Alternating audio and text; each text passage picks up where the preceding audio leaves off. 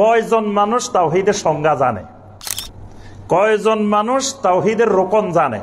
কয়জন মানুষ তাওহীদের শর্ত জানে? কারণ সে তো জানে নাই তাওহীদ কাকে বলে, তাওহীদ কি, এটাই তো জানে না।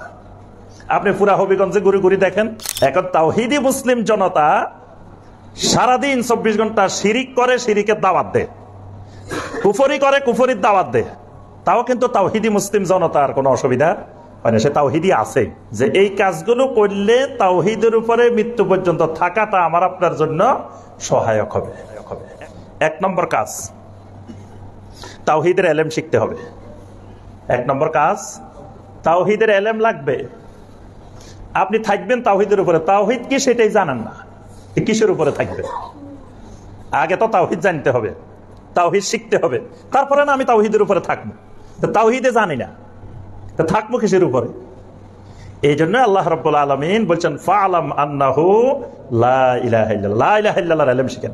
কোনো বয়স নাই, 60 বছর হইলেও লা ইলাহা ইল্লাল্লাহর ক্লাসে ভর্তি হন, 70 বছর হইলেও ভর্তি হন, 80 বছর হইলেও ভর্তি হন, 90 বছর হইলেও ভর্তি হন, এটা শিখা লাগবেই। আর আপনাদেরকে এই তাওহীদ শিখানোর জন্যই এই দারুল হুদা ইসলামিক সেন্টার এই হবিগঞ্জের ময়দানে কায়েম হয়েছে। এটা একমাত্র উদ্দেশ্য তাওহীদের ইলম, তাওহীদের ইলম শিখার মার্কাজ। যেহেতু সমাজে তাওহীদ অনুপস্থিত, তাওহীদ নাই, কেউ তাওহীদের কথা বলেও না, কেউ তাওহীদের দাওয়াতও দেয় না, তাওহীদ বুঝায়ও না, তাওহীদের কোনো আলোচনাই নাই, শিরিকের মধ্যে ডুবে আছে। এর মাঝখানে এই ইসলামিক সেন্টার তাওহীদের জ্ঞান জানানোর জন্য, শিখানোর জন্য। তাহলে আমি আপনি এখন আর মক্কা মুকাররমায় যাই, মদিনা মুনাওয়ারায় যাই, বা তাওহীদের মার্কাজগুলোতে যাই ইলম শিখা সম্ভব না। তো কমপক্ষে হবিগঞ্জের এই ইসলামিক সেন্টারের সাথে তাআল্লুক রেখে যতটুকু পারি, এখানে পাঠাগার আছে, তাওহীদের বই আছে, তাওহীদের আলোচনা হয়, এগুলোর সাথে সম্পর্কটা বাড়াই দিই। কারণ 1 নম্বরে আমাকে তাওহীদের উপরে থাকতে হলে আমার তাওহীদের ইলম লাগবে। ইলম ছাড়া আপনি তাওহীদের উপরে থাকতে পারবেন না। ইলম ছাড়া থাকলে শয়তান আপনাকে আমাকে দোস্ত বানাইবো। কেউ যদি ইলম ছাড়া দ্বীনের উপরে চলা শুরু করে, শয়তান তার খেলার সাথী বানায়। শয়তান কি বানায়? তার খেলার জন্য একজন সাথী পাইছে, বা আমার একজন ভালো দোস্ত পাইছি, খুব আমলি লোক কিন্তু ইলম নাই, এগুলারে শয়তান দোস্ত বানায়। দেখবেন সমাজে ওই লোকগুলো বেশি ভয়ঙ্কর, যেগুলার ইলম নাই, আমল করে। এই লোকগুলোই সহিহ আকীদার বাধা দেয়, এই লোকগুলোই সুন্নতের আমলের বাধা দেয়, এই লোকগুলো তাওহীদের বাধা দেয়। লোকটা খুব আমলি, কিন্তু কথা হলো ইলম নাই। এই মানুষগুলো খুব ভয়ঙ্কর, কারণ এরা শয়তানের বন্ধু হয়ে যায় এবং শয়তান এদেরকে নিয়ে খেলাধুলা করে। এজন্য আজ থেকে শত শত বছর আগে ইমাম ইবনুল জাওজি রাহিমাহুল্লাহ তালবিস ইবলিস কিতাব লিখছেন। তালবিস ইবলিস মানে ইবলিসের খেলাধুলার সাথী, ইবলিসের প্রতারণা।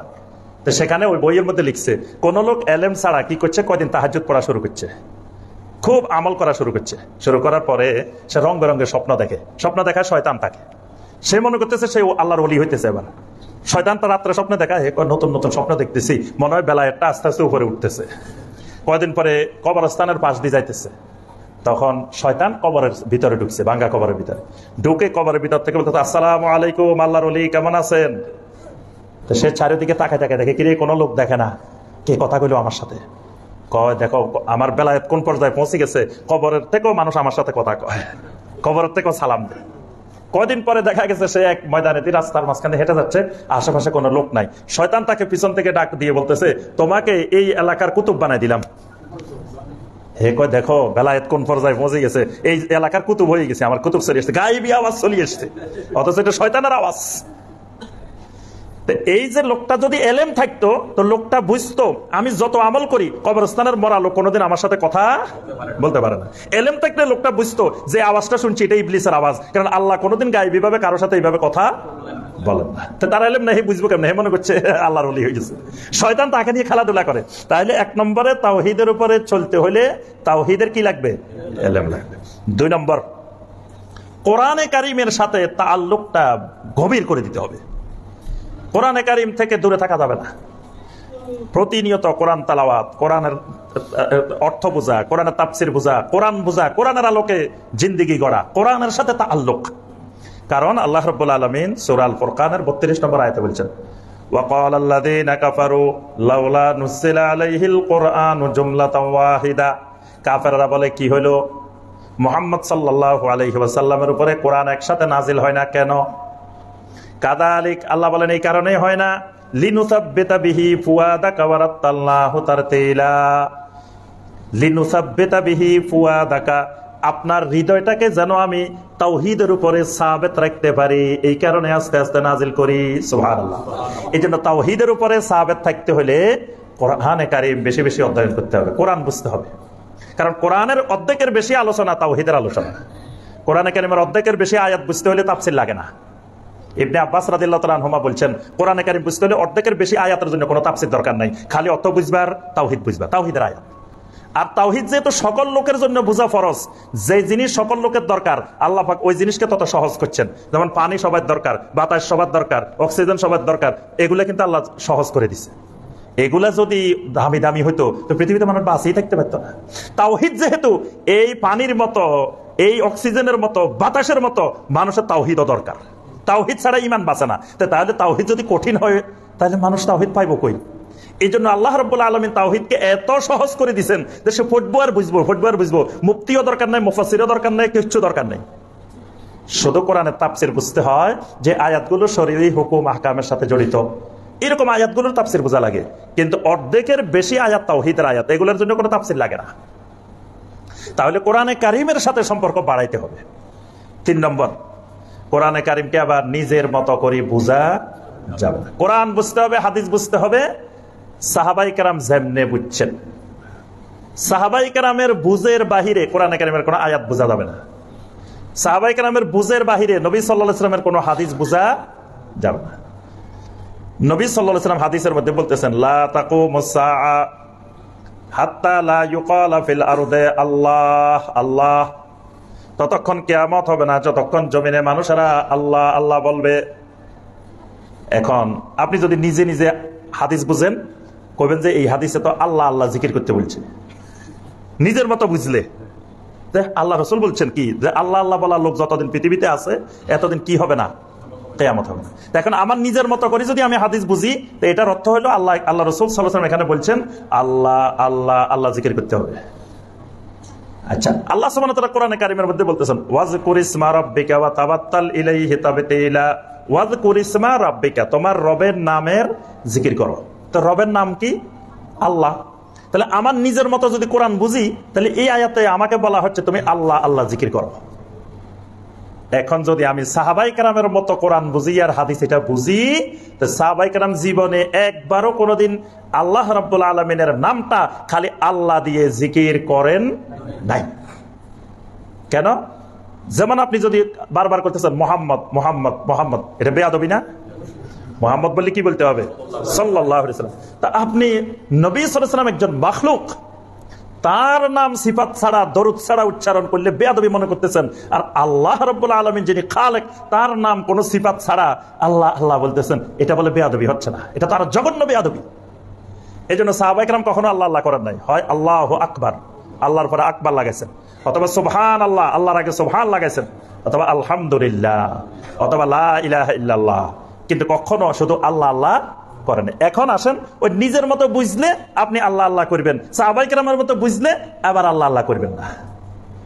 এই জন্যই আল্লাহ রাব্বুল আলামিন শর্ত দিয়ে দিয়েছেন, কিয়ামত পর্যন্ত কোরআন বুঝতে হলে, হাদিস বুঝতে হলে, দ্বীন বুঝতে হলে একমাত্র সাহাবায়ে কেরামের পদ্ধতিতে বোঝা লাগবে। আল্লাহ রাব্বুল আলামিন কোরআনে কারিমে সূরা আন-নিসার 115 নম্বর আয়াতে বলে দিয়েছেন, ওয়া মান ইউশাকিকির রাসূলা মিন বা'দি মা তাবায়্যানা লাহুল হুদা ওয়া ইয়াত্তাবি গায়রা সাবিলিল মুমিনিন নুওয়াল্লিহি মা তাওয়াল্লা ওয়া নুসলিহি জাহান্নাম ওয়া ইয়াত্তাবি গায়রা সাবিলিল মুমিনিন। এই সাবিলিল মুমিনিন মানে সাবিলিস সাহাবাতুল কেরাম। সাহাবায়ে কেরামের পরিপূর্ণ ইত্তেবা ছাড়া কেউ যদি দ্বীন বুঝে, তো তার জাহান্নামে যাওয়ার কারণ হবে। এজন্য একটা উদাহরণ দিলাম খালি, এইরকম আমাদের সমাজে যত শিরিক আছে, যত বেদাত আছে, এগুলার মূল কারণ সাহাবায়ে কেরামের মতো কোরআন হাদিস না বোঝা, নিজের মতো কোরআন হাদিস বোঝা। এই জন্য তাওহীদের উপরে থাকতে হলে নিজের মতো কোরআন হাদিস বোঝা যাবে না, একমাত্র সাহাবায়ে কেরামের মতো করে কোরআন হাদিস বুঝতে হবে। কয়টা বলছি? বলে গেলে হবে না, 3টা বলছি। একটা বলছি তাওহীদের ইলম লাগবে, 2 নম্বর বলছি কোরআনে কারিমের সাথে সম্পর্ক বাড়াইতে হবে, 3 নম্বর বলছি সাহাবায়ে কেরামের মতো করে কোরআন হাদিস বুঝতে হবে, 4 নম্বর হলো আমল করতে হবে। আমল করতে হবে। এমনি তাওহীদি সব বুঝলাম, কিন্তু তাওহীদের আমল নাই। তাওহীদ এমন এক জিনিস, তাওহীদ বুঝলে তাওহীদ আপনার ঘুমায় থাকতে দিবে না, বসে থাকতে দিবে না, তাওহীদেই দিবে না। তাওহীদই আপনাকে বাধ্য করবে আমল করার জন্য। যারা আমল করে না তারা তাওহীদ বুঝে না। যে মানুষগুলা বেনামাজি এরা তাওহীদ বুঝে না, এই কারণে বেনামাজি। যে মানুষগুলা মদ খায় এরা তাওহীদ বুঝে না, এই কারণে মদ খায়। তাওহীদ বুঝলে মদ যদি ভিতরে ঢুকে যেত বমি করে বাইরে করত। যেমন সাহাবায়ে কেরাম তাওহীদ বুঝছিলেন, আয়াত নাজিলের সাথে সাথে সব দোকানের মদ ভাঙ্গি চুরমুচুর, একটু খাইছে শুনছে হারাম, বমি করে বাইর করছে। তাওহীদ বুঝার কারণে। তাওহীদ বুঝে না, এই কারণে মদ পান করে। তাওহীদ বুঝে না, চুরি করে। তাওহীদ বুঝে না, সুদ খায়। তাওহীদ বুঝে না, ঘুষ খায়। যদি সে তাওহীদ বুঝতো তাওহীদেই তাকে সুদ খাইতে দিত না, তাওহীদেই তাকে ঘুষ খাইতে দিত না। সে তাওহীদে বুঝে নাই। এই কারণে আমলের সাথে জিন্দেগি গড়ে তুলতে হবে, আমলি জিন্দেগি গড়ে তুলতে হবে। খালি তাওহীদ বুঝি বসে থাকলে হবে না। তাওহীদ বুঝার সাথে সাথে কি লাগবে? আমল লাগবে। 5 নম্বর, নবী রাসূলদের কাসাস বেশি বেশি পড়তে হবে। কারণ সমস্ত আম্বিয়া আলাইহিস সালামের দাওয়াত ছিল কিসের? তাওহীদের। আমারও দাওয়াত তাওহীদের। তাহলে তাদের যে পরিণতি হয়েছে আমারও সেটা হবে। ওই পরিণতিতে তারা কিভাবে আল্লাহর কাছে দোয়া করছে, কোন রাস্তা অবলম্বন করছে, তাদের রাস্তাগুলো আমাকে চিনতে হবে, না তো আমি রাস্তা হারাই ফেলবো। ইব্রাহিম আলাইহিস সালাম যেমন চারিদিকে মুশরিক, তার মাঝখানে ইব্রাহিম আলাইহিস সালাম কাজ করছে। আমার চারিদিকে শিরিকের বিস্তার, আমিও ইব্রাহিম আলাইহিস সালামের মতো ওই রাস্তা ধরে কাজ করতেছি। তাহলে ইব্রাহিম আলাইহিস সালামের ইতিহাস আমার জানা না থাকলে আমার সামনে যখন ওই সমস্যাগুলো আসবে আমি কি করব? রাস্তা হারাই ফেলবো। এই কারণে নবী রাসূলদের এই তাওহীদের দাওয়াত, এই বিষয়গুলো সবসময় বেশি বেশি জানতে হবে। 6 নম্বর, আল্লাহ রাব্বুল আলামিনের কাছে বেশি বেশি দোয়া করতে হবে। কারণ আল্লাহ না চাইলে আপনি তাওহীদের উপরে থাকতে। সবচেয়ে ব্যথা দুঃখ লাগে আবু তালেবের জন্য। আবু তালেবের মতো মানুষ দেখেন, এই লোক নবী সাল্লাল্লাহু আলাইহি ওয়াসাল্লামের প্রশংসায় 80 লাইনের কবিতা লিখছে। আল্লাহর রাসূলের প্রশংসা, কত বড় আশিকে রাসূল দেখেন, 80 লাইনের কবিতা লিখছে। এক একটা লাইন যদি আপনি পড়েন আবু তালেবের কবিতা, তাহলে আপনি অবাক হয়ে যাবেন রাসূলের প্রতি তার কি ভালোবাসা, মুহাম্মদ সাল্লাল্লাহু আলাইহি ওয়াসাল্লামের প্রতি তার কি মহব্বত। কিন্তু লোকটা মৃত্যুকালে লা ইলাহা ইল্লাল্লাহ বলে নাই। লোকটা বলছে আনা আলা মিল্লাতে আব্দুল মুত্তালিব। সারা জীবন রাসূলের খেদমত করলো, রাসূলের জন্য এত কষ্ট সহ্য করলো। 3 বছর সে শিয়াবে আবি তালেবের জেলখানার মধ্যে কষ্ট সহ্য করছে রাসূলের জন্য। পুরা আরবের লোক একদিকে, উনি একা সবার বিরুদ্ধে দাঁড়াইছে নবী সাল্লাল্লাহু আলাইহি ওয়াসাল্লামের পক্ষে। এত বড় রাসূলের মহব্বতকারী, কিন্তু শেষ পর্যন্ত ঈমান নিয়ে কবরে যাইতে পারে নাই। তাহলে আল্লাহ রাব্বুল আলামিনের কাছে এর জন্য দোয়া করতে হবে যেন তাওহীদ নিয়ে কবরে যেতে পারি। এই জন্য নবী সাল্লাল্লাহু আলাইহি ওয়াসাল্লাম দেখেন অসংখ্য দোয়া শিখেছেন। জানাজার মধ্যে দোয়া শিখেছেন, আল্লাহুম্মা মান আহইয়াইতাহু মিন্না ফাআহইহি আলাল ইসলাম ওয়া মান তাওয়াফাইতাহু মিন্না ফাতাওয়াফাহু আলাল ঈমান। আল্লাহ মৃত্যুটা ঈমানের উপরে দিও। আল্লাহুম্মা মুসাররিফাল কুলুব সাররিফ কুলুবানা আলা তাআতিক। আল্লাহুম্মা মুসাব্বিতাল কুলুব সাব্বিত কুলুবানা আলা দীনিক। দোয়া করতে হবে আল্লাহর কাছে, আল্লাহ আমাকে তাওহীদের উপরে ইস্তেকামত রাখো, আল্লাহ আমার পরিবারকে তাওহীদের উপরে ইস্তেকামত রাখো, আল্লাহ আমাকে তাওহীদের উপরে মৃত্যু দিও। বেশি বেশি দোয়া করতে হবে। 8 নম্বর, তাওহীদের দাওয়াত দিবেন বেশি বেশি। আরেকজনকে দাওয়াত দিতে গেলে নিজে শিক্ষা লাগবে না। আপনি কি দাওয়াত দিবেন? আরেকজনের দাওয়াত দিবেন, তাওহীদ বুঝাইবেন, তা আগে নিজে বুঝতে হবে না? নিজে অঙ্ক বুঝলে না আরেকজনের অঙ্ক করাইবেন? নিজে অঙ্ক বুঝেন নাই, তা আরেক স্টুডেন্টের অঙ্ক করাইবেন কেমনে? এই জন্য যখনই আপনি আরেকজন পড়াইতে যাইবেন বাধ্য হয়ে আপনাকে আগে শিখতে হইব। না শিখে আপনি ক্লাসে যাই অঙ্ক কিসের অঙ্ক করাইবেন? তাহলে আপনি তাওহীদের দায়ী হইলে বাধ্য হয়ে আগে আপনাকে নিজে তাওহীদ শিখা লাগবে। এজন্য দায়ী হইতে হবে। দায়ী হইতে হইলে আপনার তাওহীদ শিখা হবে এবং তাওহীদের উপরে ইস্তেকামত থাকতে পারবেন। কারণ আপনি যখন এলাকার যায় যে তাওহীদের দাওয়াত দেন, এলাকার মানুষের চোখ সবগুলো আপনার দিকে, সব ক্যামেরা আপনার দিকে সেট হয়ে গেছে। এবার আপনি কিন্তু চাইলেও আপনি খারাপ কাজ করতে পারবেন না, কারণ এলাকার সব লোক কিন্তু আপনার ফলো করতেছে, খেয়াল করতেছে আপনি কি করেন না করেন। এখন যদি আপনি দাওয়াত না দেন, এলাকার কোনো লোক আপনার নিয়ে কোনো মাথা কামানি নেই। দেখবেন এলাকার বখাটে যত ফলাফাইন আছে এগুলো নিয়ে এলাকার লোকের কোনো মাথা ব্যথা নাই।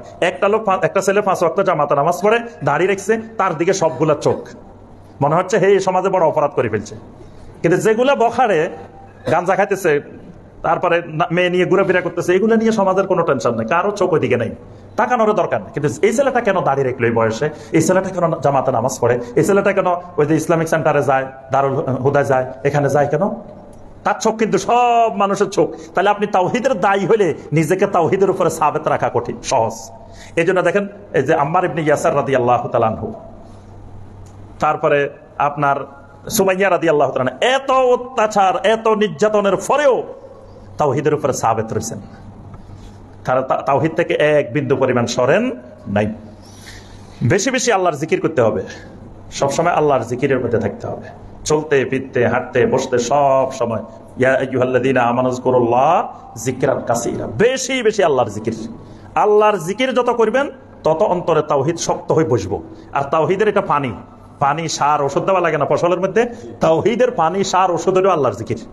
যত বেশি জিকির করবেন, কারণ জিকির গুলা সব তাওহীদের জিকির। সুবহানাল্লাহ তাওহীদের বাক্য, আলহামদুলিল্লাহ তাওহীদের বাক্য, আল্লাহু আকবার তাওহীদের বাক্য, লা ইলাহা ইল্লাল্লাহ তাওহীদের বাক্য, সুবহানাল্লাহি ওয়া বিহামদিহি সুবহানাল্লাহিল আযীম তাওহীদের বাক্য। তাহলে আল্লাহর জিকির যত করতেছেন, আপনার জবানে তাওহীদ যত উচ্চারণ হচ্ছে, অন্তরের মধ্যে এটা সাবেত হচ্ছে।